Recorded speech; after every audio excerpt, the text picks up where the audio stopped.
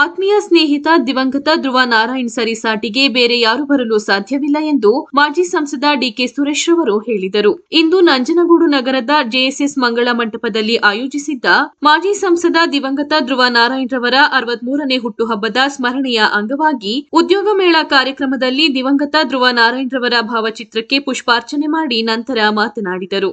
ಉದ್ಯೋಗ ಮೇಳ ಮೂಲಕ ಯುವಕರ ಆಸೆಯ ಕನಸನ್ನು ನನಸು ಮಾಡಬೇಕೆಂದು ಧ್ರುವ ನಾರಾಯಣ್ ರವರ ಗುರಿಯಾಗಿತ್ತು. ಯುವಕರ ಭವಿಷ್ಯ ಮಾಡಬೇಕೆಂದು ಮತ್ತು ತಂದೆಯವರ ಕನಸನ್ನು ನನಸು ಮಾಡುತ್ತಿರುವ ಧ್ರುವ ನಾರಾಯಣ್ ರವರ ಕುಟುಂಬಕ್ಕೆ ಅಭಿನಂದನೆಗಳನ್ನು ಸಲ್ಲಿಸುತ್ತೇನೆ. ನಮ್ಮ ರಾಜಕೀಯದಲ್ಲಿ ನಾನು ಮತ್ತು ಯತೀಂದ್ರ ಸಿದ್ದರಾಮಯ್ಯ ಅವರ ಸಹಕಾರ ಮತ್ತು ಕ್ಷೇತ್ರದ ಸಹಕಾರ ಯುವ ಶಾಸಕ ದರ್ಶನ್ ಧ್ರುವ ನಾರಾಯಣ್ ಮೇಲೆ ಇರಲಿ ಎಂದು ಬಯಸುತ್ತೇನೆಂದು ತಿಳಿಸಿದರು.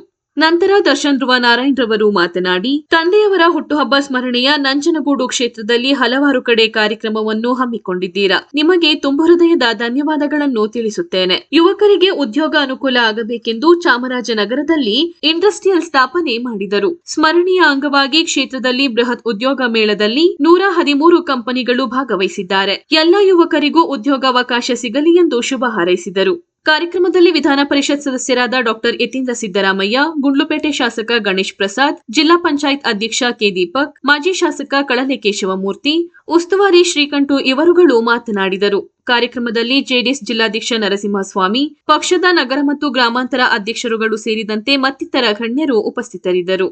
ಉದ್ಯೋಗ ಮೇಳ ಕಾರ್ಯಕ್ರಮದ ಬಳಿಕ ಗಣ್ಯರು ನಂಜನಗೂಡು ಲಯನ್ಸ್ ವತಿಯಿಂದ ದಿವಂಗತ ಧ್ರುವ ನಾರಾಯಣ್ ರವರ ಹುಟ್ಟುಹಬ್ಬದ ಸ್ಮರಣೆಯ ಅಂಗವಾಗಿ ಧ್ರುವ ನಾರಾಯಣ್ ರವರ ಭಾವಚಿತ್ರಕ್ಕೆ ಪುಷ್ಪಾರ್ಚನೆ ಮಾಡಿ ಕಣ್ಣಿನ ತಪಾಸಣೆ, ರಕ್ತದಾನ ಶಿಬಿರಕ್ಕೆ ಚಾಲನೆ ನೀಡಿದರು.